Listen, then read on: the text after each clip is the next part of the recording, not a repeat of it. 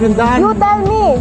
Yo mga pre, so ngayong araw ay magre-react tayo sa isang lady rider na talaga namang napaka-viral ngayon sa social media. So disclaimer lang guys, no, hindi ako magaling sa mga ganitong reaction video, pero patulan natin ng konti, magre-react lang tayo sa nagva-viral na video na ito. So panoorin natin guys.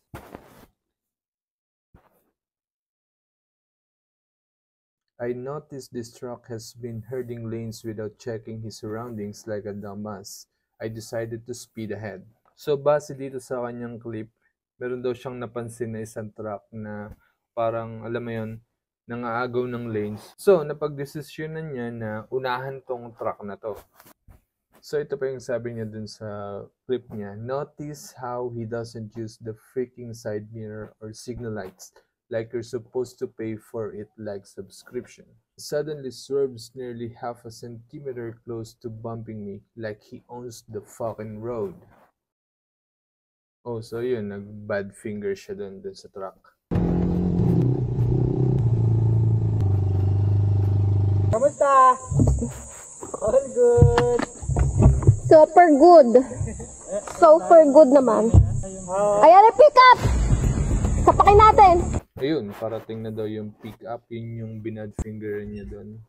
At sasapakin daw nila. So obvious naman, no, binibidyohan niya tong mga pangyayaring to. So pinapakita niya sa clip, dahil may camera nga, dahil may video nga, na parang matapang siya, matapang. Sorry, ano? Mamakita. Bakit nga ba? Ha? Bakit nga ba? Bakit nga ba? Bakit nga ba? Na nga, no, kita niya bumaba yung driver ng pickup or ng truck. So, tinatanong niya, syempre, kumbaga, halimbawa ikaw yung nasa sitwasyon ng pickup, and then bigla na lang may namaki sa'yo or bigla na lang may nag-bad finger sa'yo.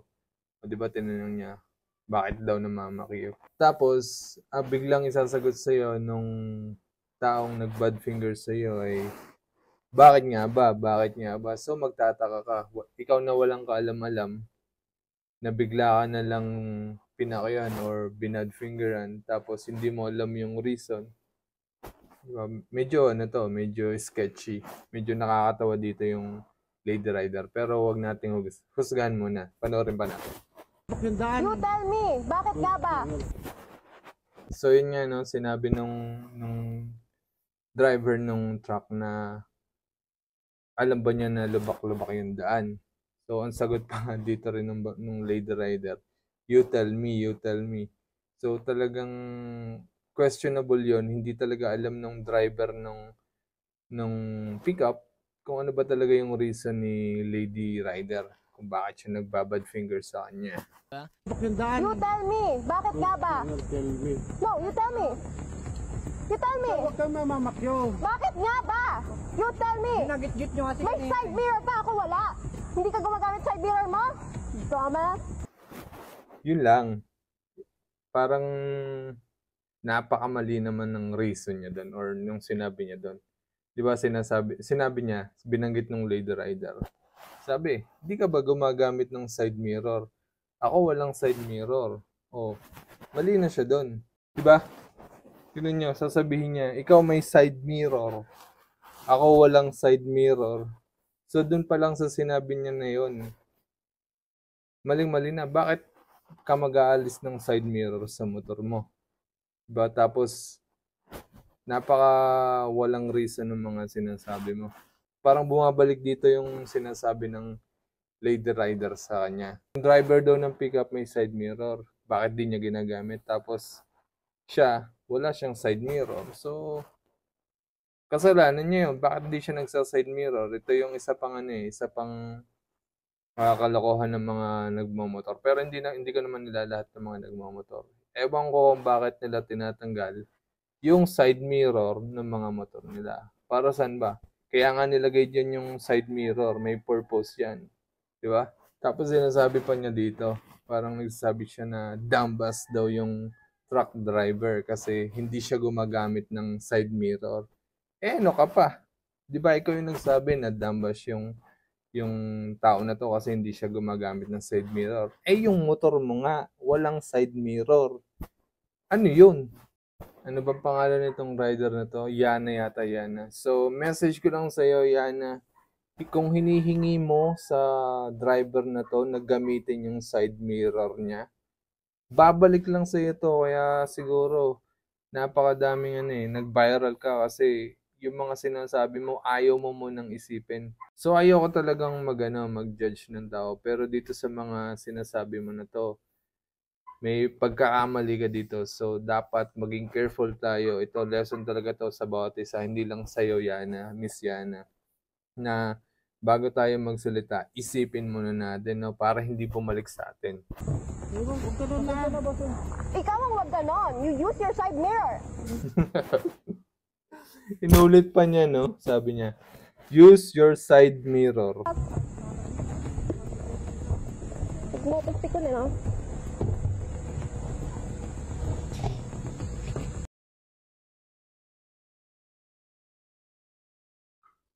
Sira ulo. Wala. Pwede mo nga yung fucking plate number yan. Sorry po. May Yun, narinig niyo, no? Kasamahan niyang rider, parang siya pa yung, kung tama yung pagkarinig ka, ulitin natin. Sabi niya, sira ulo. Wala. ito, yung palis na yung pickup truck. Pwede mo nga yung fucking plate number yan. Ayun, Sorry po.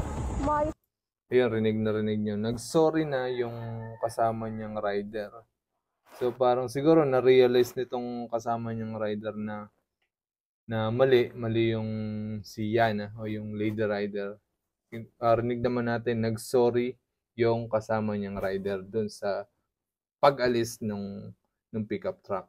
Nahiya yung kasama niyang rider. Alam niya siguro na may pagkakamali din sa sinabi tong si Yana.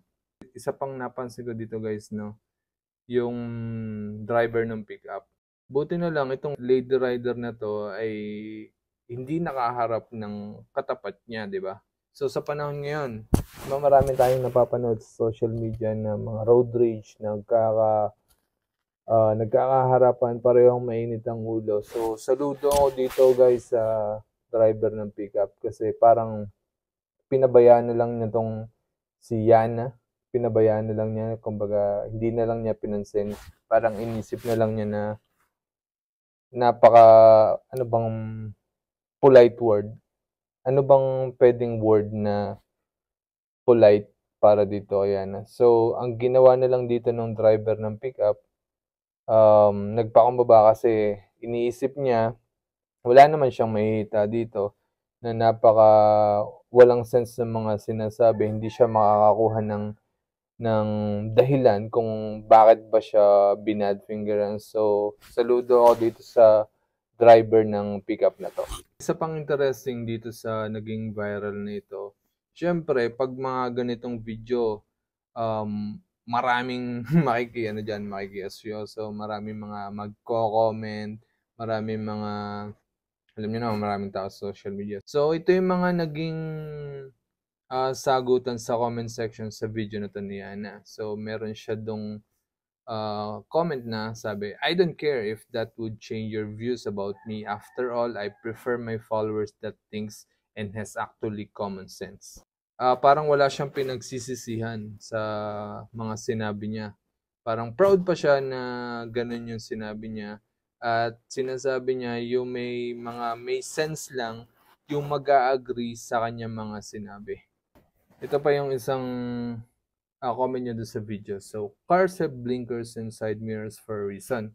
If you're expecting me to wait for him as he swerves along a stretch of that back roads, you're fucking dumb and lack experience or common sense doing these things. Ang sinabi niya doon sa comment na yon, puro bumalik sa kanya. Una binanggit niya, sabi niya, cars have blinkers and side mirrors for a reason. So, nagsasabi ka na dapat gamitin yung side mirror and then wala palang side mirror yung sasakyan mo.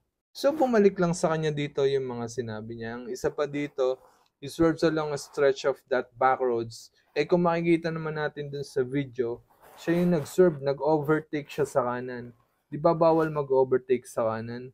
Lalong-lalo na sa mga motor. So, sa sinabi niyang to sa comment na to, balik pareho sa kanya.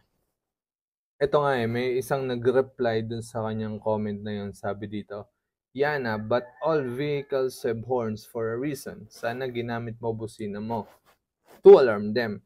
Common sense, ma'am. Kasama yan sa tinuturo sa LTO. Tapos wala ka ring side mirror. Mas marami kang violation, ma'am. Talo ka talaga LTO pag naimbestigahan yan. Ito pa yung isang comment. So sabi dito, overtake sa kanan. Doon pa lang mali ka na. Kinausap ka na ng mahinahon. Kung approach mo, pasigaw agad. May side mirror siya, ikaw wala. Proud ka pa? Masumanga ako dun sa lalaking nakapagtimpi siya. Di porket tumalis na, wag mo isiping nadarag mo siya. Sadyang pinairar na lang niya yung pasensya. At ito yung sagot ni Yana. Pow, pow, pow. Oh God, that's why you're bald. Grow your hair, then speak to me again. So, attitude talaga tong si Lady Rider natin. So, yun lang guys, no? Ayaw ko nang pahabain pa yung video na to. Nag-react lang tayo ng konti. Ayaw ko masyadong humaba na at baka madala pa ako sa mga nababasa natin at napapanood natin. So, kung meron kayong take, kung meron kayong mga comment or reaction dito kay Lady Rider na to na nagba-viral sa social media, drop nyo lang sa comment section. I-like nyo yung video na to, mag-subscribe, mag-follow sa aming mga social media accounts, Yarena Channel. Let's go!